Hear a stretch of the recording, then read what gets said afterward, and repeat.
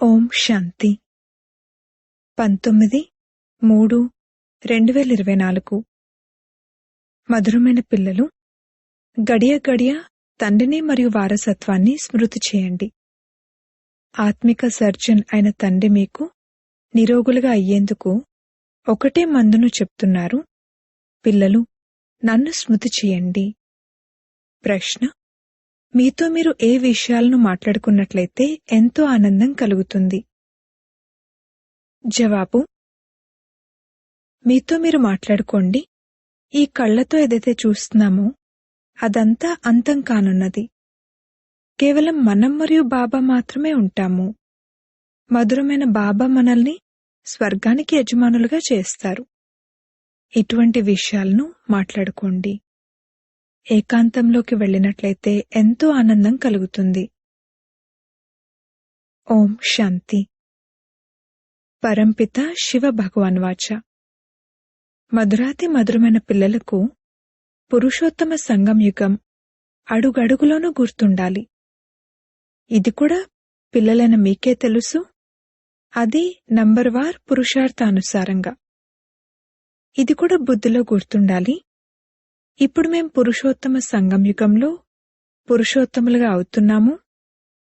మరియు ఈ రావణుడి పంజరం ఏదైతే ఉందో దాని నుండి బాబా మాకు విముక్తిని కలిగించడానికి వచ్చారు.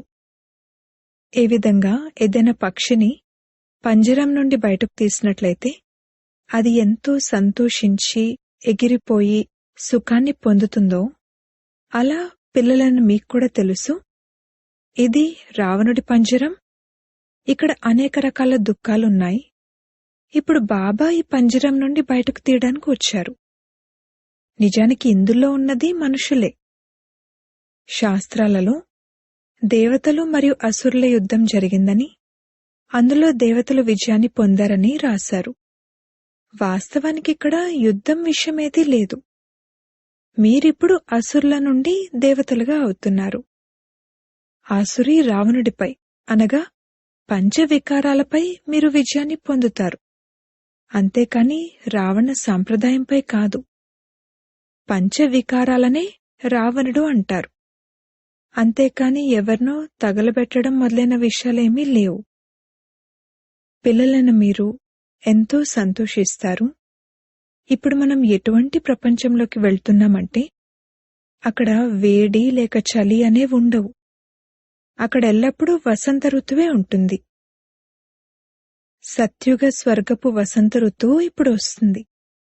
ఇక్కడున్న వసంత ఋతువు అయితే కేవలం కొద్ది సమయం కొరకే ఉంటుంది. కాని ఆ సత్యుగ వసంత ఋతువు అయితే మీకోసం అర్ధకల్పం వరకు ఉంటుంది. అక్కడ వేడి మొదలైనవి ఉండవు. వేడి వల్ల కూడా మనుషులకు దుఃఖం కలుగుతుంది, మరణిస్తారు. ఈ దుఃఖపు విషయాలన్నింటి నుండి విముక్తులయ్యేందుకు మనకు అవినాశీ సర్జన్ ఎంతో సహజమైన మందును ఇస్తారు. ఆ సర్జన్ వద్దకు వెళ్ళినట్లయితే అనేక రకాల మందులు మొదలైనవి గుర్తుకొస్తాయి. ఇక్కడ ఈ సర్జన్ వద్దనైతే ఎటువంటి మందు లేదు. కేవలం వారిని స్మృతి చేయడం ద్వారా అన్ని రోగాలు తొలగిపోతాయి. అంతేకాక మందులు మొదలైనవేవీ ఉండవు. పిల్లలంటారు, ఈరోజు సెమినార్ చేస్తాము. చార్ట్ ఎలా రాయాలి, బాబాని ఎలా స్మృతి చేయాలి అన్న విషయంపై సెమినార్ చేస్తాము. ఇప్పుడు బాబా అయితే కూర్చుని రాయండి, కాగితాలు పాడు చేయండి అన్న కష్టమేమీ ఇవ్వరు. దాని అవసరమే లేదు. తండ్రి కేవలం బుద్ధిలో తండ్రిని స్మృతి చేయండి అని మాత్రమే చెప్తున్నారు. అజ్ఞాన కాలంలో తండ్రిని స్మృతి చేయడానికి చార్ట్ ఏమైనా తయారు చేసుకుంటారా? ఇందులో రాయాల్సిన అవసరమేమీ లేదు. బాబా, మేం మిమ్మల్ని మర్చిపోతున్నాము అని తండ్రితో అంటారు. ఇది ఎవరైనా వింటే ఏమంటారు? మేము జీవిస్తూనే తండ్రికి చెందినవారిగా అయ్యాము అని అంటారు కూడా. ఎందుకయ్యారు? తండ్రి నుండి విశ్వరాజ్యాధికార వారసత్వాన్ని తీసుకునేందుకయ్యారు. మరి ఇటువంటి తండ్రిని మీరెందుకు మర్చిపోతారు? ఏ తండ్రి నుండైతే ఇంతటి భారీ వారసత్వం లభిస్తుందో వారిని మీరు స్మృతి చేయలేరా? ఎన్నిసార్లు మీరు వారసత్వాన్ని తీసుకున్నారు, అయినా కానీ మర్చిపోతారు. తండ్రి నుండి వారసత్వాన్ని తీసుకోవాలంటే మరి స్మృతి కూడా చేయాలి. అలాగే దైవీ గుణాలను కూడా ధారణ చేయాలి. ఇందులో రాయడానికేముంది? ఈ విషయంలో ప్రతి ఒక్కరూ తమ హృదయాన్ని తాము ప్రశ్నించుకోవాలి. నారదుని ఉదాహరణ కూడా ఉంది. అతను చాలా గొప్ప భక్తుడని వారు కూడా అంటారు. మనము జన్మజన్మాంతరాల పాత భక్తులమని మీకు కూడా తెలుసు. మనం ఆ మధురమైన తండ్రిని స్మృతి చేస్తూ ఎంతగా సంతోషిస్తాము.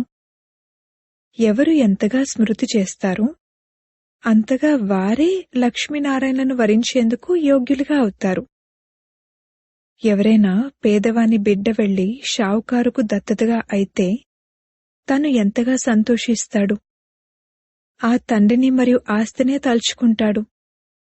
ఇక్కడైతే అనంతమైన తండ్రికి సంతానంగా అయి రాజ్యాన్ని తీసుకునే తెలివి కూడా లేనివారు ఎందరో ఉన్నారు.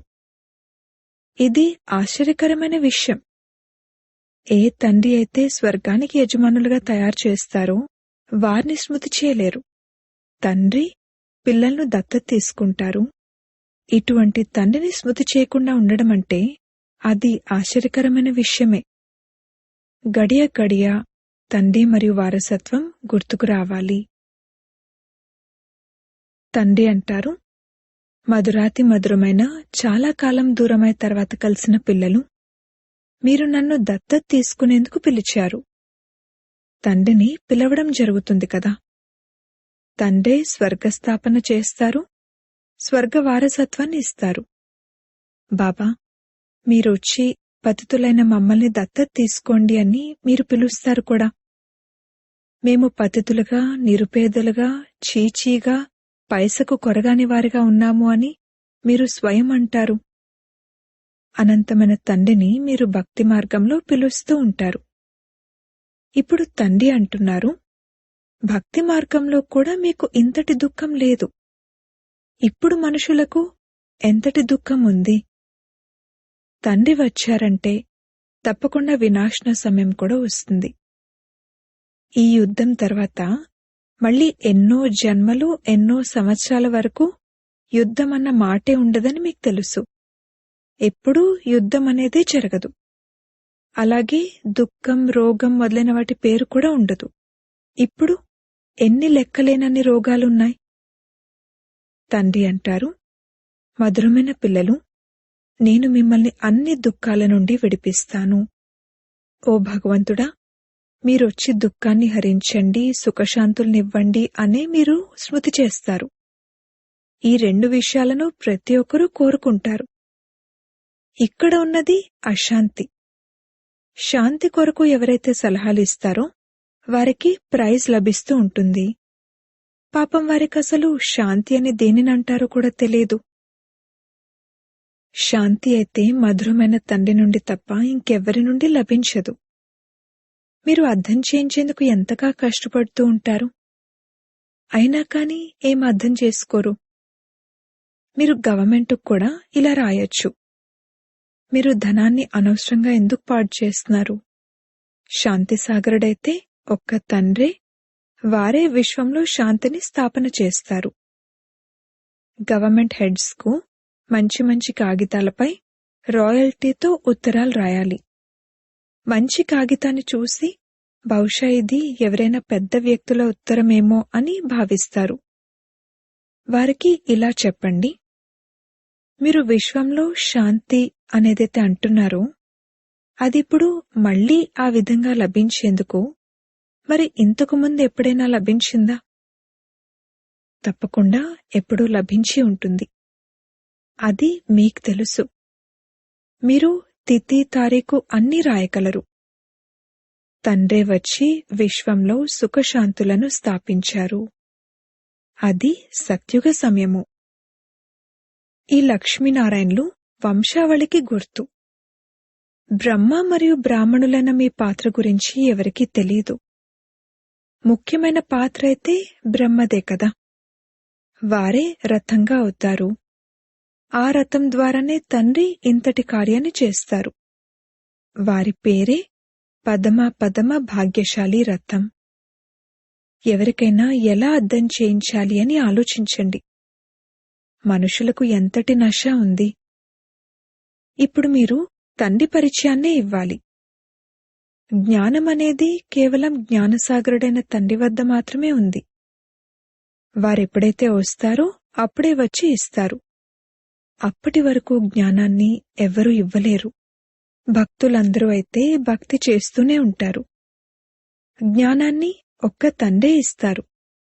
జ్ఞానానికి సంబంధించి ఒక పర్మనెంట్ పుస్తకమంటూ ఏదీ తయారవ్వదు. జ్ఞానాన్ని చెవుల ద్వారానే వినాల్సి ఉంటుంది. ఈ పుస్తకాలు మొదలైనవేవైతే మీరు పెట్టుకుంటారో ఇవన్నీ టెంపరరీ. ఇవన్నీ కూడా అంతమైపోతాయి. మీరు నోట్స్ రాసుకుంటారు, అది కూడా అంతమైపోనున్నది. ఇది కేవలం మీ పురుషార్థం కొరకే ఉంటుంది. తండ్రి అంటారు, టాపిక్స్ లిస్ట్ తయారు చేసినట్లయితే అంతా గుర్తుకొస్తుంది. కాని ఈ పుస్తకాలు మొదలైనవేవి ఉండవని కూడా మీకు తెలుసు.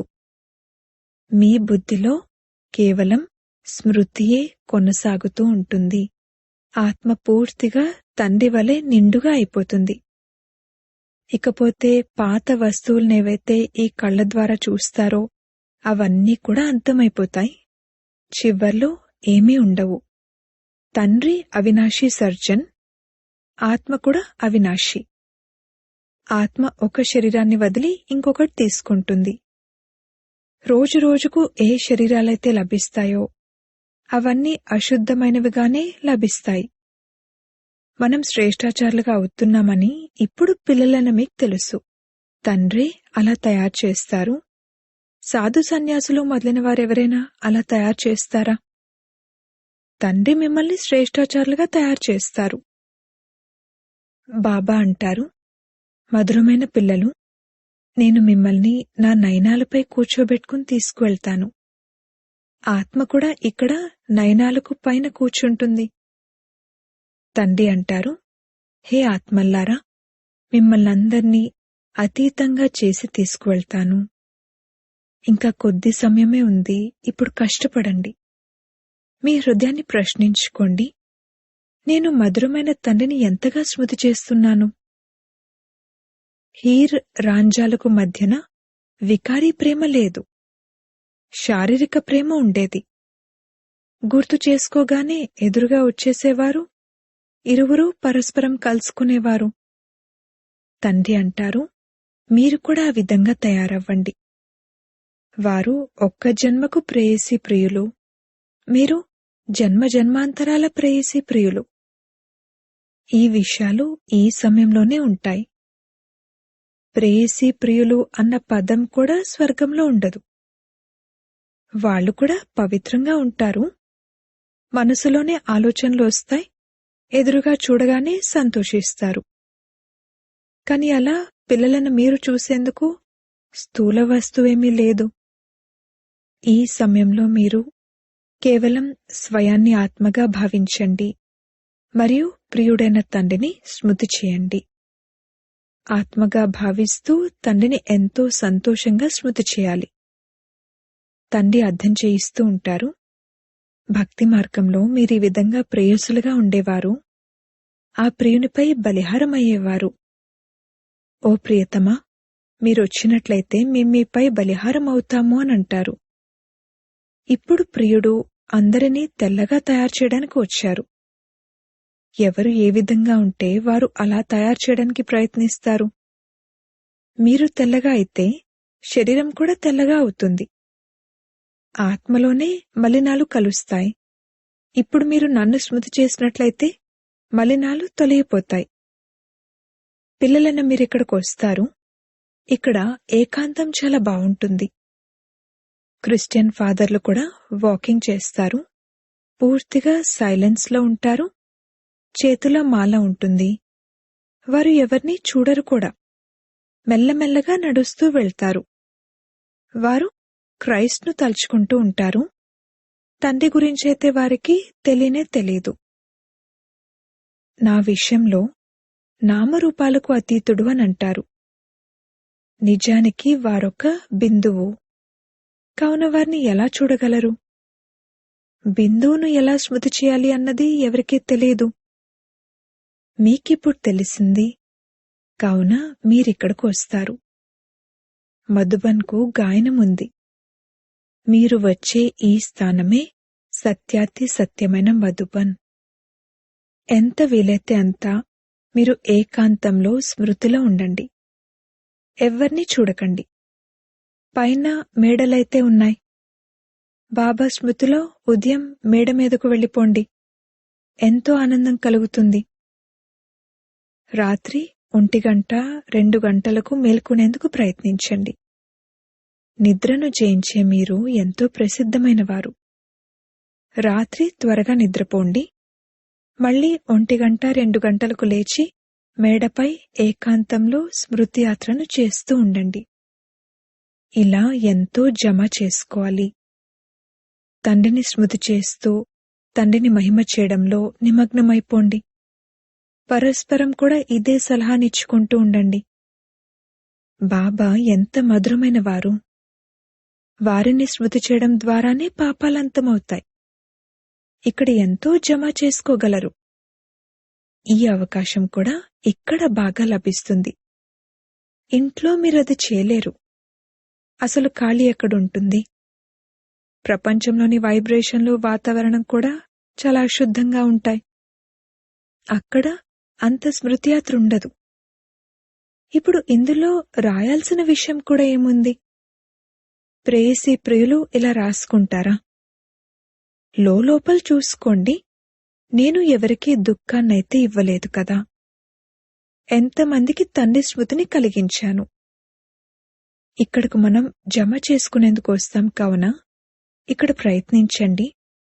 పైన మేడ మీదకు వెళ్లి ఏకాంతంలో కూర్చోండి. ఖజానాను జమ చేసుకోండి. ఇది ఉన్నదే జమ చేసుకునే సమయం. 7 రోజులు 5 రోజులు ఇక్కడికి వస్తారు. మురళి విని ఏకాంతంలో వెళ్లి కూర్చోండి. ఇక్కడ మీరు మీ ఇంట్లో కూర్చునున్నారు. తండ్రిని స్మృతి చేసినట్లయితే మీకు ఎంతో కొంత జమ అవుతుంది. ఎంతోమంది మాతలు బంధనాల్లో ఉన్నారు. వారు శివబాబా బంధనాల నుండి విడిపించండి అని స్మృతి చేస్తారు. వికారాల కోసం వారిని ఎంతగా కొడుతూ ఉంటారు. ద్రౌపది వస్త్రాలను హరించినట్లుగా ఒక ఆటను చూపిస్తారు కదా. మీరందరూ ద్రౌపదులు కదా. కావున తండ్రిని స్మృతి చేస్తూ ఉండాలి. బాబా యుక్తులనైతే ఎన్నో తెలియజేస్తూ ఉంటారు.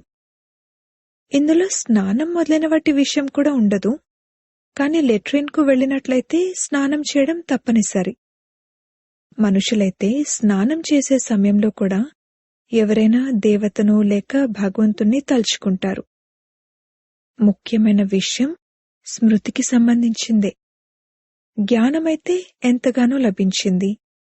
84 జన్మల చక్రం యొక్క జ్ఞానము ఉంది.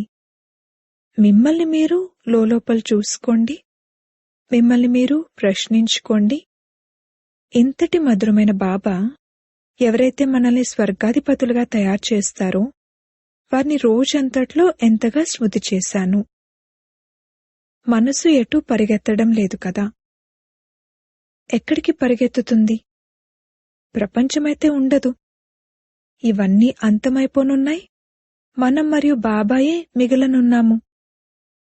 ఈ విధంగా లోపల మాట్లాడుకుంటూ ఉన్నట్లయితే ఎంతో ఆనందం కలుగుతుంది. ఇక్కడకు ఎవరొచ్చినా వారంతా చాలా పాత భక్తులు. ఎవరైతే రారో వారు ఈ మధ్యకాలంలోని భక్తులని భావించండి. వారు ఆలస్యంగా వస్తారు. మొదట్నుండి భక్తి చేసేవారు తప్పకుండా తండ్రి నుండి వారసత్వాన్ని తీసుకునేందుకు వస్తారు. ఇది గుప్తమైన కృషి.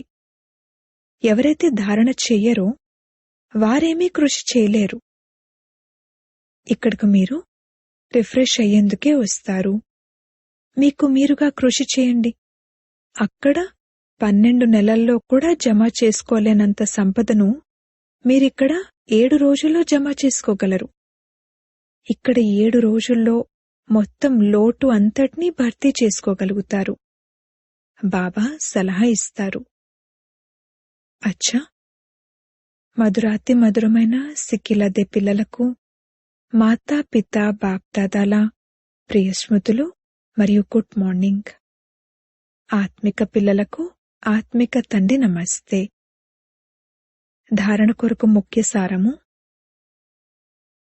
మొదటి పాయింట్, ఏకాంతంలో కూర్చుని తండ్రిని స్మృతి చేస్తూ సంపాదనను జమ చేసుకోవాలి. స్వయాన్ని లోపల చెక్ చేసుకోవాలి. స్మృతి చేసే సమయంలో మనసు అటు ఇటు పరిగెత్తడం లేదు కదా. మేము మధురమైన తండ్రిని ఎంత సమయం స్మృతి చేస్తున్నాము. రెండవ పాయింట్, సదా ఇదే సంతోషంలో ఉండాలి. మమ్మల్ని బాబా రావణుడి పంజరం నుండి విముక్తులుగా చేశారు. ఇప్పుడు మేము ఎటువంటి ప్రపంచంలోకి వెళ్తున్నామంటే అక్కడ వేడి ఉండదు, చలి ఉండదు. అక్కడ ఎల్లప్పుడూ వసంత ఋతువే ఉంటుంది. వరదానము, నాది అన్నదానిని నీదిలోకి పరివర్తన చేసి చింతలేని చక్రవర్తిగా అయి సంతోషపు ఖజానాతో నిండుగా కండి. ఏ పిల్లలైతే అంతటినీ నీదిగా చేశారో వారే నిశ్చింతులుగా ఉంటారు. నాదంటూ ఏమీ లేదు, అంతా నీదే. ఎప్పుడైతే ఇటువంటి పరివర్తన చేస్తారో అప్పుడు చింతలేని వారిగా అయిపోతారు. జీవితంలో ప్రతి ఒక్కరూ చింత లేకుండా ఉండాలని కోరుకుంటారు. ఎక్కడైతే చింత ఉండదో అక్కడ సదా సంతోషం ఉంటుంది. కావున నీది అని అనటం ద్వారా, చింతలేని వారిగా అవ్వటం ద్వారా సంతోషపు ఖజానాతో నిండుగా అవుతారు.